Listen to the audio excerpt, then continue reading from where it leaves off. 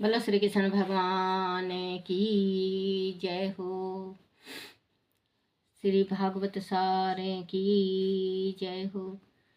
501 युवा अवस्था में काम को वश में करो। यौवन में संपत्ति और सुख है, उनके बावजूद विषयों में मन की प्रवृत्ति न हो तो वह वैराग है।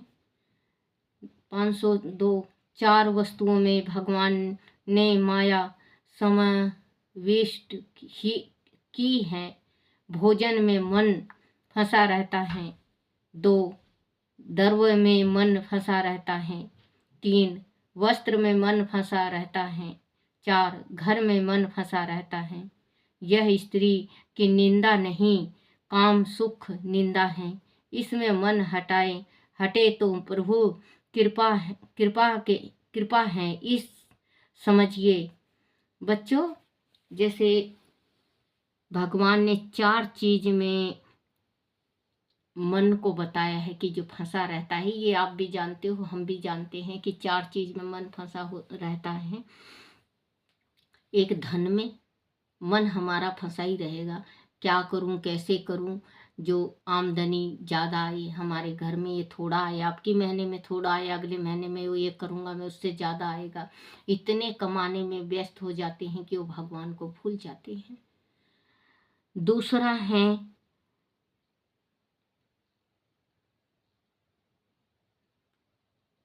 द्रव्य में मन फंसा रहता है। तीसरा वस्त्र में, जैसे तीसरा है द्रव्य में मन फंसा रहता है। तीसरा द्रव्य में ये है एक, सॉरी बच्चों, पहला नहीं बताई मैं आपको। एक भोजन में मन फंसा रहना, भोजन में मन फंसा रहना कि क्या बनाएं, क्या खाएं। सुबह ये बनाए थे, अभी ये खाएंगे, अभी शाम को ये बनाऊंगा, ये बनाऊंगी, या वो लाएंगे, वो करेंगे। आज हमने चाट पत्ते नहीं खाए, आज हमें पूरी खाने का मन कर रहा है, आज हम खीर खा लें, आज हमें ये जीभ का स्वाद इंसान जिस टाइम खोजने लगे, तो आप ये समझ लो कि वो हरि का भजन नहीं कर सकता, वो भगवान को भूल जाता है, वो भगवान को नहीं ध्याता। दूसरा आपको बताई मैं द्रव्य का, कमाने की भूख, बहुत पैसा कमाता है। तीसरा वस्त्र में मन फंसा रहता है, जैसे कि ज़्यादा औरतों में रहती है बच्चों, आदमी में इतना कम, मर्दों में कम होता है, लेकिन स्त्रियों में ज़्यादा रहती है। अब तो समझ लो कि दोनों जेंट्स और पुरुष, नर और नारी दोनों बराबर हो गए हैं। तो अगर देखो उसने कितना फैशन का कपड़ा पहना है, वैसे ही कपड़ा मैं भी बनवाऊंगी। कितना का वो लेडीज उससे पूछे बिना रह नहीं सकती कि कहाँ से लेके आई, ये बहुत अच्छा है, ये है, वो है, या जान पहचान ना हो, लेकिन वो कपड़ा के वजह से या भोजन के वजह से वो जान पहचान निकालेगी कि हाँ भाई यहाँ से लेके आई है, मैं भी लेके आऊंगी। आदमी के जेब में पैसा हो या ना हो, लेकिन औरत को अगर औरत ठान ले कि मुझे यही कपड़ा पहनना है, तो वही कपड़ा वो पहनेगी, चाहे कुछ भी करके आदमी को लाना ही पड़ेगा।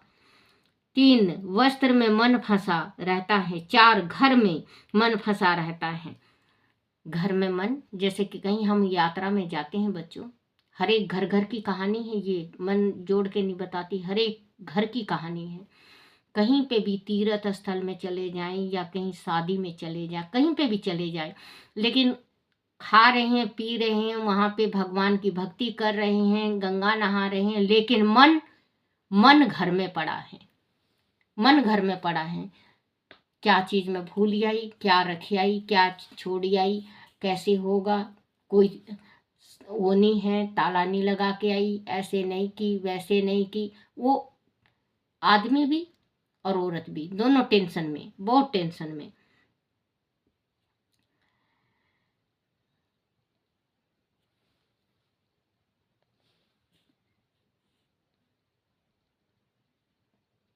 घर में मन फंसा रहता है। यह स्त्री की निंदा नहीं, काम सुख निंदा है।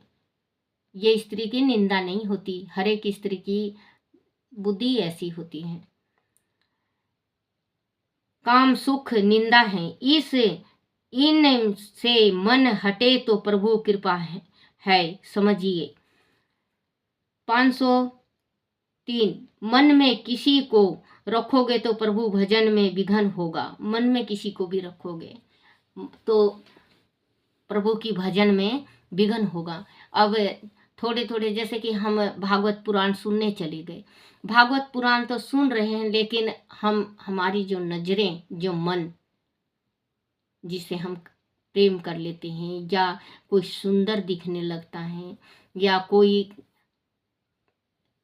खूबी सुंदर होता है, तो भागवत में कम, उसमें ज़्यादा ध्यान।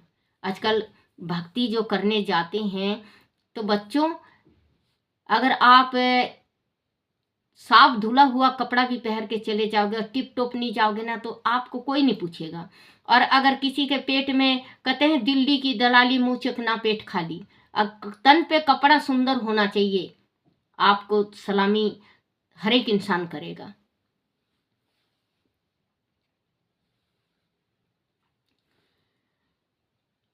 पाँच सौ चार, संसार के किसी पदार्थ में इतना स्नेह मत करो कि वह स्नेह प्रभु भक्ति में विघन करे, क्योंकि प्रत्येक समय उस पदार्थ में मन रहेगा।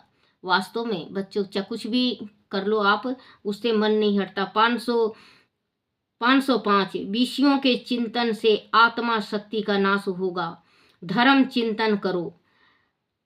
506 घर छोड़ने की जरूरत नहीं है, किंतु घर में सावधान होकर रहने की जरूरत है। घर बहुत महत्वपूर्ण स्थान है। अगर आप भक्ति कर रहे हैं तो आपको घर छोड़ने की जरूरत नहीं है। भगवान की भक्ति करो। ये नहीं, आप कोई कहता ना कि मैं यहाँ तो नहीं कर पाता, मैं हरिद्वार जा रहा हूँ, वहाँ पे बच्चों कर नहीं पाओगे, क्योंकि मन अटका रहेगा आपके गृहस्थी में। घर में आप भक्ति कर सकते हो, आप अपने बच्चों को भी संभालो, आप भक्ति भी करो। भगवान ये नहीं कहता कि 24 घंटा घंटी लगा लेके बजाते रहो तो मैं मिलूंगा। कहते हैं ना, भगवान मिलते हैं नेहा लगाने से। पूजा करो चाहे पाठ करो, गंगा नहाओ चाहे जमुना नहाओ, नहीं मिलते हैं गोता लगाने से, भगवान मिलते हैं नेहा लगाने से। वास्तव में नेहा किसको कहते हैं? दिल को। भगवान का जिस टाइम हम पूजन करते हैं, आत्मा से करते हैं। आत्मा सो परमात्मा। आत्मा में भगवान को बसा लो, परमात्मा तो खुद ही मिल जाएंगे।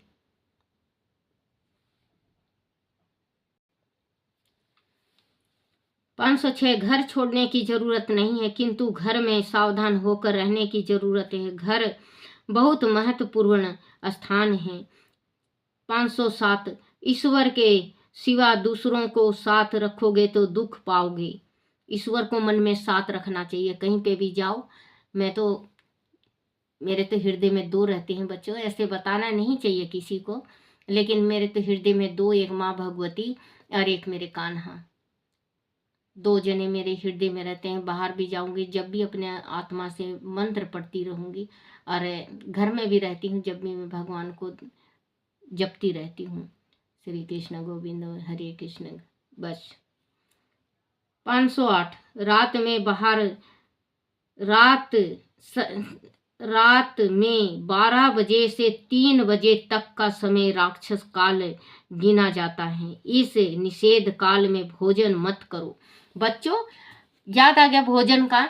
आजकल का जो जमाना है बच्चों, 10 बजे तक तो कोई भोजन करता ही नहीं। 10 बजे के बाद भोजन करते हैं, 10-11 बज जाता है भोजन करने में। भोजन करते करते 12 बज जाता है। 12 बजे निषेध होता है, भोजन नहीं करना चाहिए। भूत प्रेत का छाया होता है। जिसके घर में जो रात को 12 बजे भोग करता है, भोजन करता है, खाना खाता है, वो खाना नहीं होता, वो भूत प्रेत का झूठन होता है, और वही भूत बुद्धि होती है।